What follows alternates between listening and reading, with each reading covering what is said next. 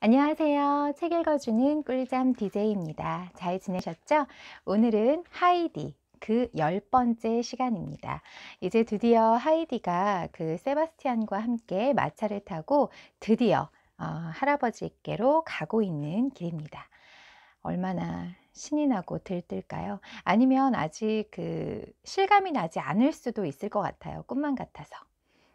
제재만 씨의 인사를 받고 이제 마차가 움직이기 시작합니다.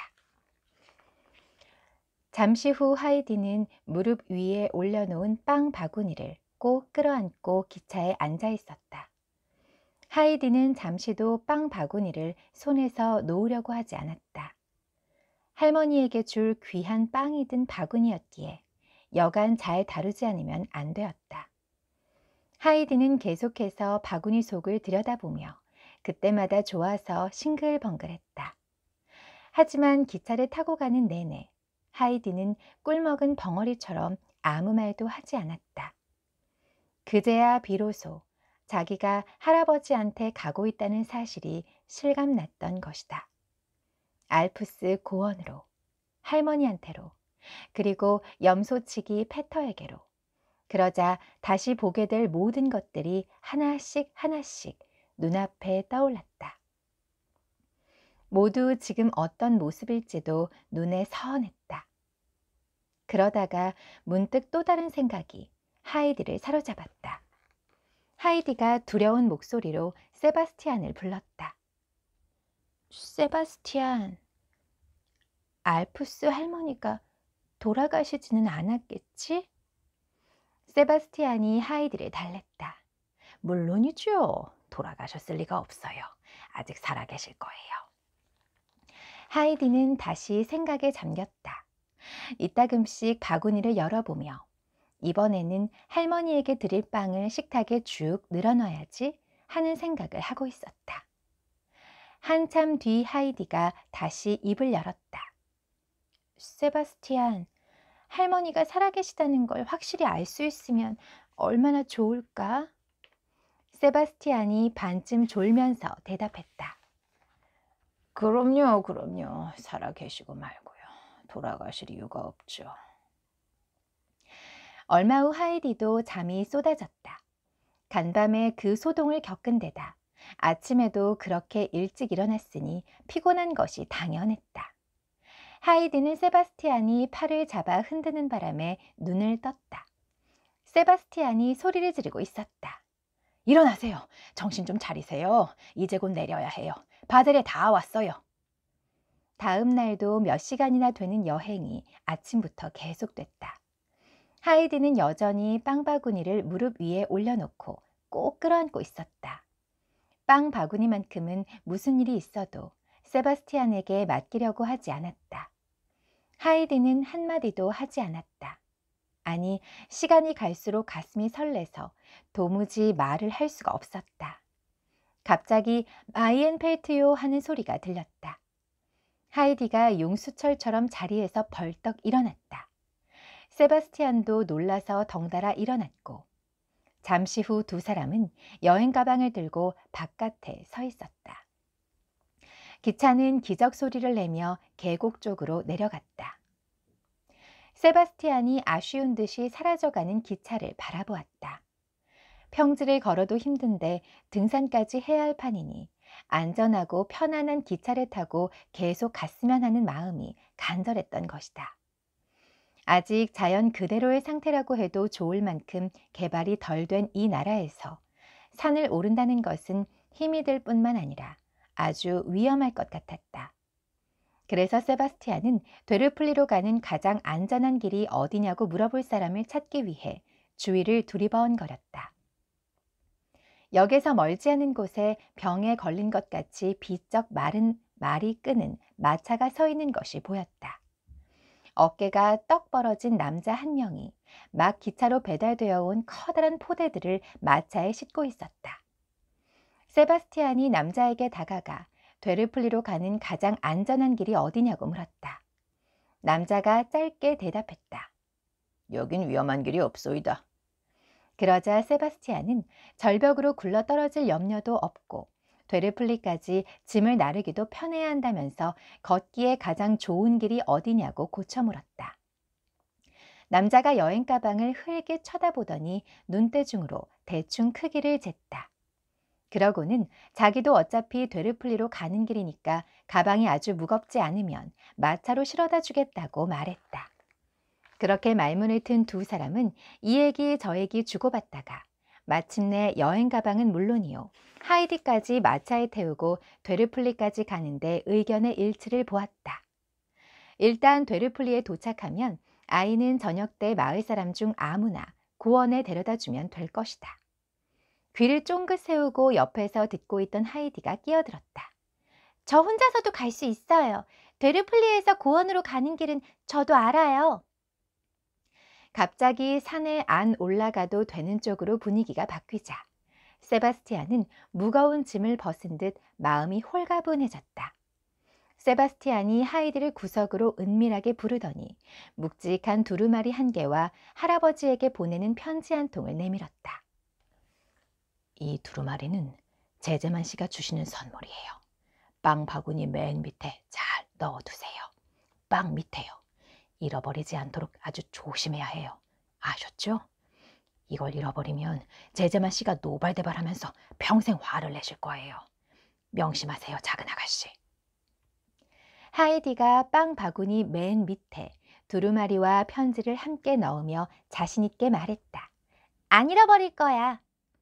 여행 가방을 싣고 나자 세바스티안이 빵 바구니를 들고 있는 하이디를 번쩍 안아 좌석에 앉혔다. 그러고 나서 손을 내밀어 하이디와 작별 인사를 했는데 세바스티안은 바구니에 든 두루마리를 잘 지키라는 눈치를 주느라 열심히 손짓 발짓을 해댔다. 하이디를 데리고 갈 남자가 바로 옆에 있어서 말을 할 수가 없었던 것이다. 세바스티안은 하이디를 집까지 안전하게 데려다 주는 일이 사실 자기 일이라는 것을 잘 알고 있었다. 그래서 혹시나 하이디를 혼자 보냈다가 무슨 일이 벌어지지 않도록 더 조심했다. 남자가 훌쩍 뛰어올라 하이디 옆에 앉았다. 마차가 산을 향해 출발했다. 세바스티안은 그토록 걱정했던 등산을 하지 않아도 된다는 사실에 기뻐하며 돌아가는 기차를 기다리기 위해 역사 앞에 털썩 주저앉았다. 예전에 제가 그 세바스티안이 처음으로 이 책에 등장했을 때 이분 굉장히 좋은 분인 것 같죠?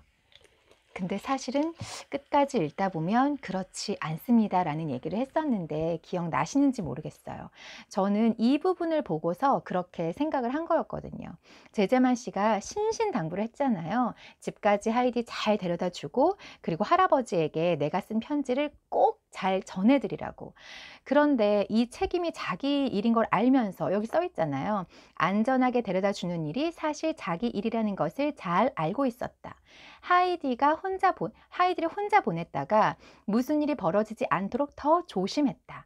이게 조심해야 하는 사항이라는 걸 잘 알면서도 이렇게 했다는 건, 아니 등산하는 게 이렇게 싫을 일이에요. 아니 싫을 순 있어요. 싫을 순 있지만 나에게 주어진 책임이 그거라면 싫어도 해야 하잖아요. 거기다 또 아이인데, 어린 아이인데 거기다 그 편지를 자기가 그 할아버지에게 드려야 하는데, 그래서 이 부분을 보면서 정말 책임감이 없는 사람이고 특히나 어른이 아이를 보호하고 데려다 줘야 하는 일인데, 이 사람은 굉장히 별로인 사람이다. 책임을 회피하는 사람이고 남에게 떠맡기는 사람이고 끝까지 일을 처리하는 능력이 좀 부족한 사람이구나, 그런 생각을 제가 했습니다.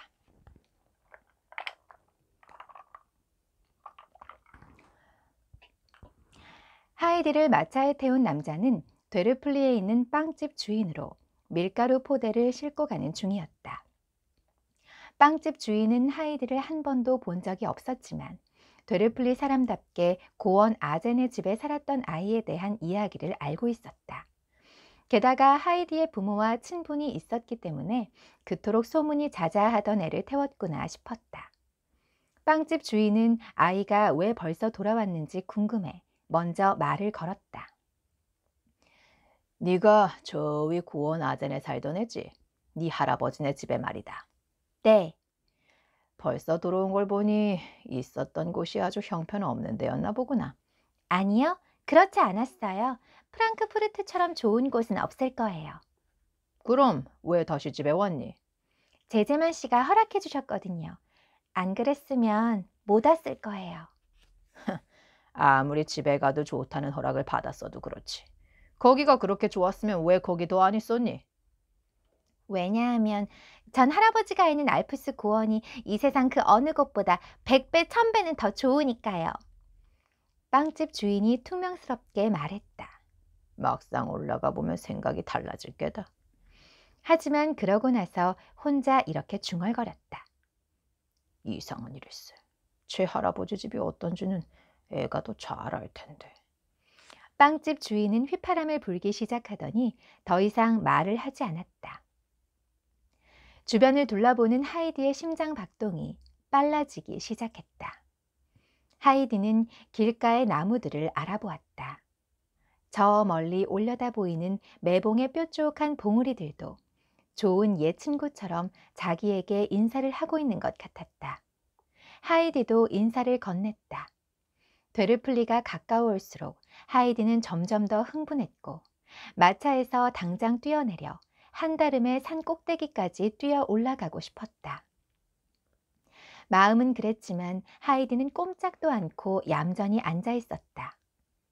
하지만 이제 가슴뿐만 아니라 온 몸이 떨리기 시작했다. 마차는 어느새 되르플리로 들어서고 있었다. 5시를 알리는 종소리가 들렸다. 순식간에 아이들과 아낙네들이 마차 주위로 구름대처럼 모여들었다. 심지어 되르플리 옆 동네에서 온 사람들도 있었다.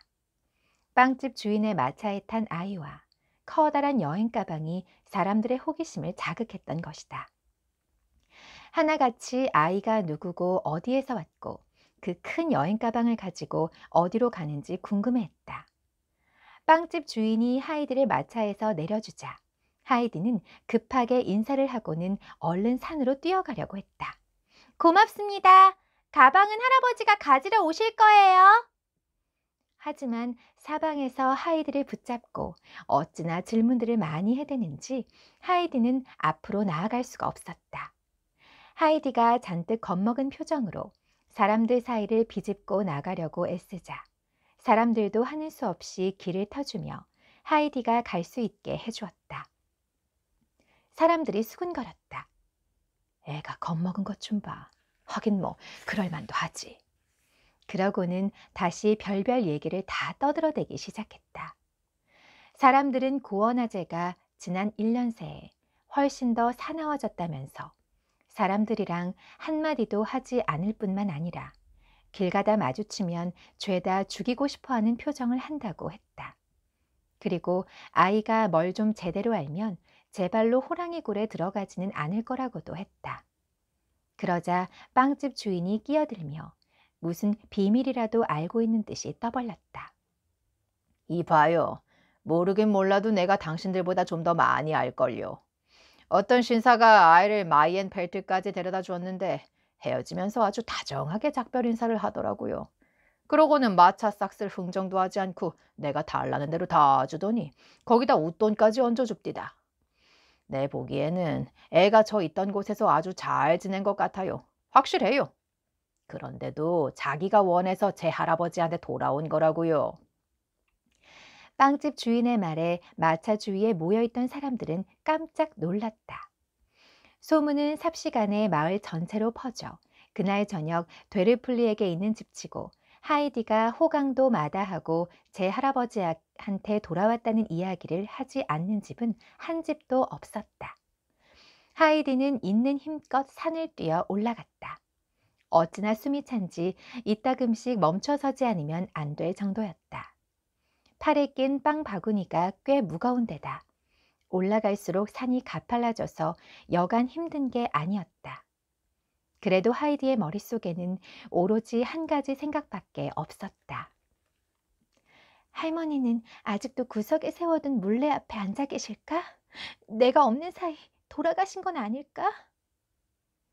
드디어 패턴의 오두막이 눈에 들어왔다. 하이디의 가슴이 마구 방망이질했다. 더 빨리 뛰면 뛸수록 가슴이 터질 것만 같았다. 드디어 다 올라왔다. 하이디는 덜덜 떨리는 손으로 간신히 문을 열고 작은 방으로 뛰어들어갔다. 숨이 차서 한마디도 할 수가 없었다. 구석에서 소리가 들렸다. 아이고, 우리 하이디가 늘 이렇게 뛰어들어왔는데. 내 생전 그 애를 딱 한 번만 더 볼 수 있었으면. 걔 누구요? 하이디가 큰 소리로 외쳤다. 할머니, 저예요. 제가 왔어요. 하이디가 할머니한테 달려가 무릎을 꿇더니 할머니의 팔과 손을 어루만지고 몸을 기댔다. 너무 좋아서 더 이상 아무 말도 나오지 않았다. 할머니도 어찌나 놀랐는지 처음에는 아무 말도 못하다가 하이디의 곱슬머리를 조심스럽게 더듬기 시작했다. 그러고는 이렇게 외쳤다. 그래, 하이디의 머리가 틀림없구나. 목소리도 하이디의 목소리가 틀림없어. 세상에, 이런 일이, 하느님께서 이런 날이 오게 하실 줄이야. 할머니의 보이지 않는 눈에서 기쁨의 눈물이 솟구쳐 하이디의 손등으로 뚝뚝 떨어졌다. 정말 너지, 하이디? 다시 돌아온 거지? 하이디가 할머니를 안심시켰다. 네, 정말로 돌아온 거예요, 할머니. 그러니 울지 마세요. 이제부터 만날 올게요. 다시는 가지 않을게요. 그리고 딱딱한 빵은 이제부터 안 드셔도 돼요. 이거 좀 보세요, 할머니. 하이디가 바구니를 열고 빵을 꺼내기 시작했다. 1개, 2개. 흰 빵 12개가 할머니 무릎에 수북이 쌓였다. 흰 빵이 끝없이 계속 나오자 할머니가 소리쳤다. 아이고, 하이디, 대체 무슨 귀한 선물을 이리도 많이 가지고 온 게냐. 하지만 나한테 가장 귀한 선물은 바로 너란다.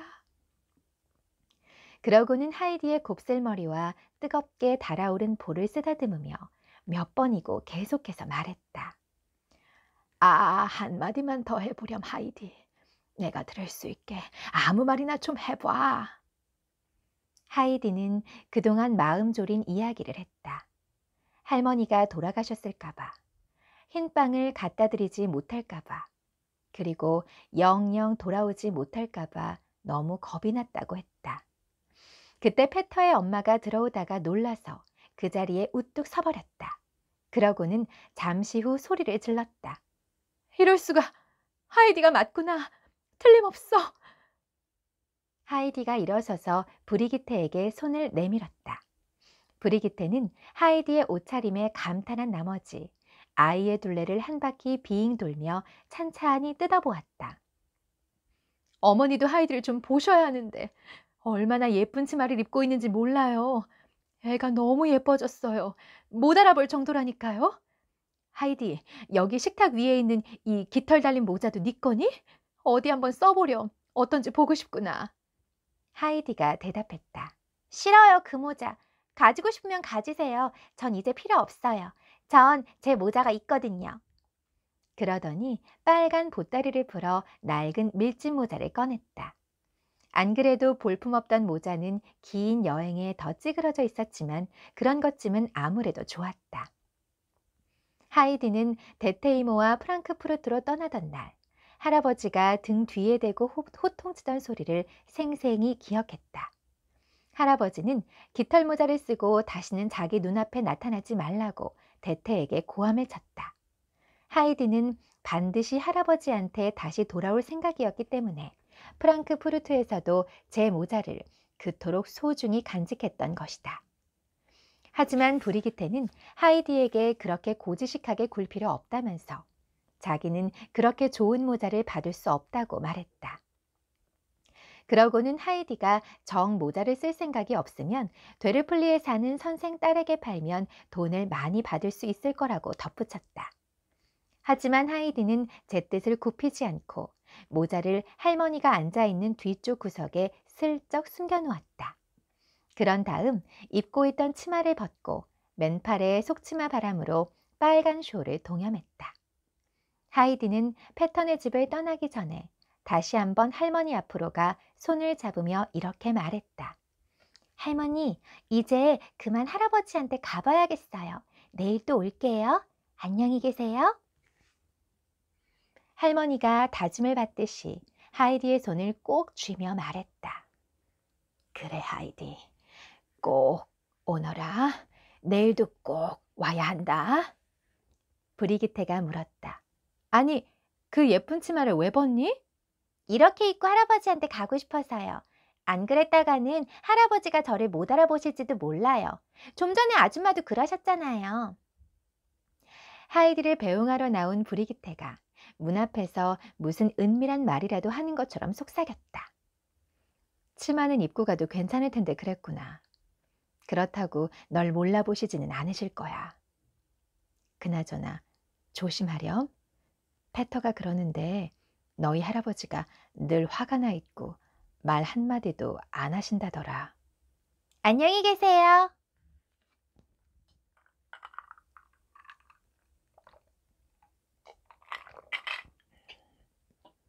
드디어 하이디가 할아버지에게 올라갑니다. 하이디는 인사를 하고 바구니를 팔에 낀 채 산을 오르기 시작했다. 저녁 햇살이 푸른 고원 위를 아름답게 비추고 있었다. 얼마 안 가 저녁 노을에 반짝이고 있는 쉐자 플라나의 넓은 눈밭이 눈에 들어왔다. 하이디는 멀리 있는 높은 산봉우리들을 등지고 올라가게 된 탓에 몇 걸음 올라가다 말고 계속 멈춰서서 산을 돌아보았다. 붉은 햇살이 하이디가 막 걸음을 내디디려는 풀밭에 떨어졌다. 하이디는 또다시 돌아보았다. 그것은 하이디가 머릿속에서 기억하던 것보다 훨씬 더 아름다운 풍경이었다. 아니, 그런 풍경은 꿈에서조차 본 적이 없었다. 매봉에 뾰족한 산봉우리 2개가 횃불처럼 하늘로 타오르고 넓은 눈밭은 붉게 물들어 있었으며 그 위로는 고운 장밋빛으로 붉게 물든 구름이 두둥실 흘러가고 있었다. 고원의 풀밭은 온통 황금빛이었다. 바위란 바위는 죄에다 빛을 뿜어내고 계곡은 온통 금빛 향기 속에 젖어 있었다. 하이디는 기쁘고 황홀해서 눈물을 흘렸다. 그러고는 두 손을 꼭 모아준 채 하늘을 올려다보며 다시 집으로 오게 해주셔서 고맙다고 하느님께 큰 소리로 감사의 기도를 드렸다.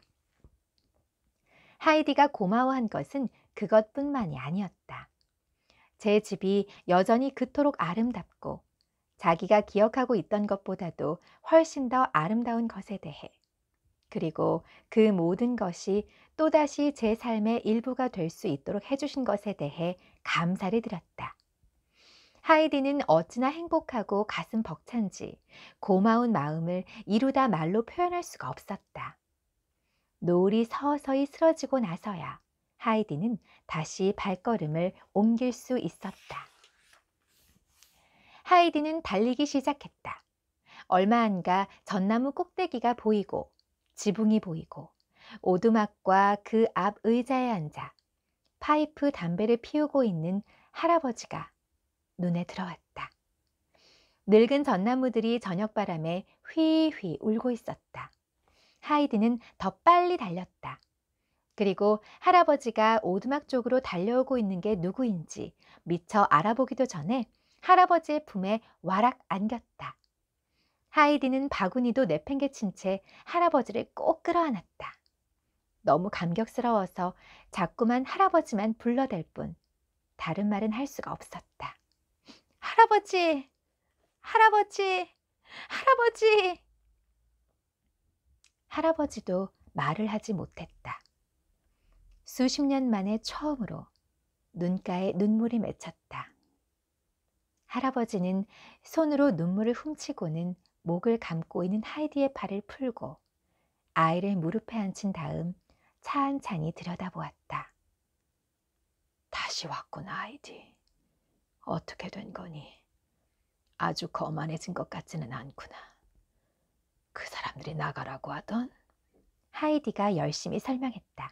아니에요, 할아버지. 절대 그렇지 않았어요. 다들 아주 좋으신 분들이었어요. 클라라랑 할머니랑 제제만 씨 모두요. 하지만 전 집에 오고 싶어서 더 이상 견딜 수가 없었어요. 때로는 숨이 꽉꽉 막히는 기분이었어요. 누가 제 목을 조르는 것처럼요. 하지만 은혜를 모르는 애라고 할까봐 겁이 나서 아무한테도 그런 말을 안 했어요. 그런데 어제 새벽에 제재만 씨가 갑자기 저를 부르셨어요. 제 생각에는 다 의사 선생님 덕분인 것 같아요. 아마 편지에 다 적혀 있을 거예요. 하이디가 바닥에 내동댕이 찾은 바구니에서 편지와 두루마리를 꺼내 할아버지에게 건네주었다. 할아버지는 두루마리를 옆으로 치우며 이렇게 말했다. 이건 네 거구나. 그러고 나서 묵묵히 편지를 읽은 다음 호주머니 속에 집어넣었다. 할아버지가 하이디의 손을 잡고 오두막으로 들어가며 물었다. 너 여전히 염소젖을 마실 수 있겠니, 하이디? 저 돈도 가지고 들어오렴. 침대도 사고. 몇 년 동안 옷 걱정은 안 해도 되겠구나. 하이디가 정색을 하고 말했다. 전 돈 같은 거 필요 없어요, 할아버지. 침대는 벌써 있고 옷은 클라라가 아주 많이 싸줬어요. 평생을 입어도 아마 다 못 입을 거예요. 그래도 가지고 들어오너라. 가져와서 장 속에 넣어두렴. 언젠가 필요할 때가 있을 게다. 하이디는 할아버지 말대로 돈을 집어들고 오두막 안으로 뛰어들어갔다. 하이디는 반가워서 온 방 안을 이리저리 뛰어다녔다. 그러고는 사다리를 타고 제 방으로 올라갔다. 하지만 갑자기 조용해지는가 싶더니 잠시 후 실망한 목소리가 들렸다. 할아버지, 침대가 없어요. 할아버지가 다락방에 대고 소리쳤다. 그만 내려오렴. 네가 다시 올 줄 몰랐단다. 자, 내려와서 이거나 마시려무나. 하이디는 방으로 내려와 전에 늘 앉던 높은 의자에 앉았다. 그러고는 사발을 두 손으로 들고 그렇게 마시는 것은 생전 처음이라는 듯이 염소젖을 벌컥벌컥 들이켰다. 하이디가 후 하고 숨을 길게 내쉬면서 빈 사발을 식탁에 내려놓았다. 세상에, 우리 집 염소젖처럼 맛있는 것은 없어요, 할아버지. 그때 바깥에서 날카로운 휘파람 소리가 들렸다. 하이디가 번개처럼 문가로 달려나갔다. 염소떼가 팔짝팔짝 껑충껑충 뛰면서 산을 내려오고 있었다. 염소들에 둘러싸여 걷고 있던 패터가 하이디를 보더니 그 자리에 우뚝 멈춰섰다. 패터는 장승처럼 꼼짝 않고 서서 하이디를 그저 멀뚱멀뚱 바라보기만 할 뿐 아무 말도 하지 못했다. 하이디가 소리쳤다. 안녕, 패터? 그러고는 얼른 염소들 한가운데로 뛰어들어갔다. 백조야, 곰돌아, 너희들 나 기억하니? 염소들은 하이디의 목소리를 금세 알아들었는지 하이디한테 머리를 비비고 기쁘다는 듯이 매매하고 큰 소리로 울어댔다. 하이디가 염소들의 이름을 하나하나 부르자 염소들은 하나같이 하이디의 곁으로 오려고 서로 밀고 받고 법석을 떨었다. 성질이 급한 방울새는 다른 염소 두 마리를 훌쩍 뛰어넘었고 심지어 그 수줍고 얌전한 눈송이마저 덩치 좋은 불안당을 뿔로 들이밀어 옆으로 밀쳐버렸다. 졸지에 뒤로 밀려버린 불안당이 어렵쇼, 나야 나, 몰라? 나 불안당이라고 하고 말하듯이 수염난 턱을 위로 높이 치켜들었다. 하이디는 옛 친구들을 다시 만나자 반갑고 기뻐서 어쩔 줄 몰랐다. 패터는 여전히 아까 그 자리에 가만히 서 있었다. 하이디가 패터에게 말을 걸었다. 이리 내려와, 패터. 와서 나한테 안녕하고 인사라도 좀 해봐. 드디어 패터가 놀란 마음을 가라앉히고 입을 열었다. 다시 온 거야? 그러고는 하이디에게 다가와 아까부터 하이디가 내밀고 있던 손을 덥석 잡았다. 패터는 하이디가 떠나기 전에 저녁마다 그랬던 것처럼 똑같이 물었다. 내일 같이 올라갈래? 내일은 안 돼. 하지만 모레는 어쩌면 같이 갈 수 있을지도 몰라. 내일은 할머니한테 가야 하거든. 네가 다시 오니까 참 좋다. 페터는 너무 좋아서 싱글벙글 한바구음을 지으며 집으로 내려갔다. 하지만 염소들을 몰고 집으로 가는 길이 그날처럼 힘든 날도 없었다.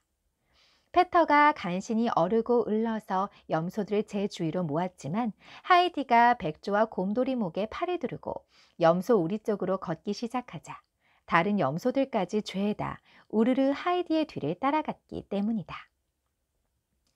하이디가 오두막으로 돌아와 보니 어느새 새 침대가 다시 놓여져 있었다. 말리기 시작한 지 얼마 안 되는 풀로 만든 높다란 침대는 냄새마저 그지없이 향긋했다. 침대 위에는 깨끗한 침대보가 펼쳐져 있었다. 하이디는 얼른 침대에 누워 지난 1년 동안 한숨도 못 잔 사람처럼 깊은 잠에 빠졌다. 그날 밤 할아버지는 자다 말고 10번은 일어나 사다리를 타고 올라가서 하이디가 잘 자는지 혹시라도 가위에 눌리지는 않는지 살폈다. 할아버지는 하이디가 자러 올라오기 전에 방으로 더 이상 달빛이 새어 들어오지 못하게 마른 풀로 창을 틀어막아 놓았는데 마른 풀 뭉치가 아직도 창에 꼭 틀어박혀 있는지 몇 번씩이나 확인했다. 달빛이 새어 들어오는 것을 막아야 했기 때문이다. 하지만 하이디는 그토록 마음 아프게 하던 그리움이 채워졌기 때문에 밤중에 일어나 돌아다니지 않았고 밤새 한 번도 깨지 않고 푹 잤다. 하이디는 꿈에서 노을에 붉게 물든 산과 바위들을 다시 한번 보았고 전나무의 울음소리도 들었다. 드디어 알프스 고원에 있는 집으로 돌아온 것이다. 짝짝짝. 드디어 돌아왔습니다. 드디어 왔네요. 이제 걱정할 게 없겠죠? 페터도, 페터 할머니도, 그리고 고원 할아버지도, 하이디도, 그리고 뒤에 나오겠지만 제제만 씨와 제제만 씨의 딸 클라라도, 그리고 클라라의 할머니까지도 이제 모두 산에서 더 건강하게 지내실 일만 남은 것 같아요. 그리고 그 의사 선생님도 놀러 오는 거 알고 계시죠? 이 책은 워낙에 유명한 책이기 때문에 다 읽어보셨을 거라 생각을 하고 이렇게 말씀을 좀 드려봅니다. 오늘 차 시간은 제가 차가 아니라 날씨가 너무 덥잖아요. 이거 아마 많이들 드실 텐데 콤부차예요. 콤부차. 여기저기 브랜드들이 많은 걸로 알고 있는데 저는 이 I am alive라는 그 브랜드가 제일 마음에 들어서 이걸로 마시고 있습니다. 진저 레몬 맛도 있고요. 그리고 석류 맛도 있어요. 석류, 애플베리군요. 애플베리가 석류인가? 애플베리 맛도 있고 오리지널도 있고. 근데 저는 오리지널이 제일 맛있더라고요. 그래서 얼음 동동 띄워서 시원하게 자주 마시고 있습니다. 저희 남편도 좋아하고 약간 새콤한 시큼한 감식초 같은 맛인데 중독성이 있어요. 그래서 가격이 굉장히 저렴하진 않은데 그래도 좀 쟁여놓고 마시는 편입니다. 잘 들어주셔서 감사하고요. 다음에 또 제가 하이디 11탄이 되겠네요. 그때는 하이디 11 가지고 다시 돌아올게요. 들어주셔서 감사합니다.